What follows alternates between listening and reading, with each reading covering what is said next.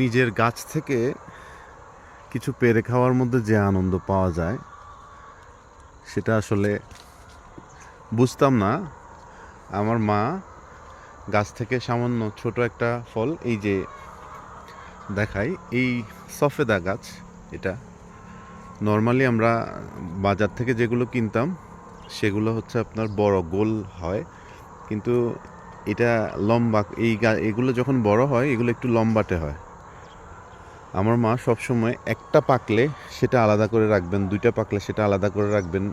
এখান থেকে নোয়াখালী থেকে এগুলো চিটাগং নিয়ে যায়। একটা কখনো আমার জন্য পাঠায়, কখনো আমার বাবার জন্য পাঠায়। ওনার কাছে এগুলো লাখ টাকার মতো। আমি সবসময় বলি এটা কেন, এটা তো 50 টাকা দিয়ে হাফ কেজি কেজি এগুলো পাওয়া যায় রাস্তায়। উনি বলে যে সেটা তুই বুঝবি না। এখন আস্তে আস্তে বুঝতেছি, নিজের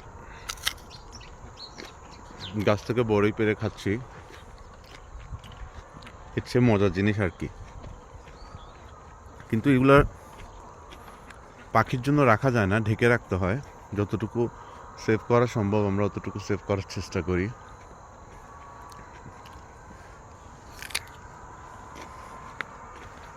এটা আমি ছোট করে একটা বাগান, আর একটা বড় গাছ, ছোট করে একটা বাগান করার চেষ্টা করেছিলাম, কিন্তু আমাদের প্ল্যানে বারবার পরিবর্তন আসার কারণে এখানে আরও অনেকগুলো আম গাছ ছিল, এখন জায়গাটা ফাঁকা হয়ে গেছে। ইনশাল্লাহ আরও কিছু গাছ এখানে ব্যবস্থা করব। এই এগুলা দেখি, হ্যাঁ এগুলো এগুলো সবগুলো আম গাছ। এগুলো আমের সিজনে মোটামুটি।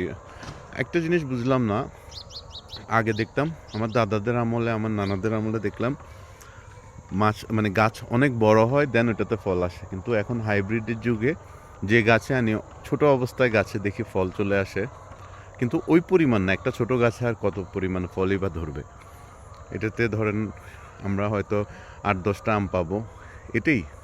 এগুলো আসলে বাণিজ্যিকভাবে চিন্তা করে না, এগুলো আমরা নিজেদের চাহিদা মেটানোর জন্যই এই গাছগুলো করা।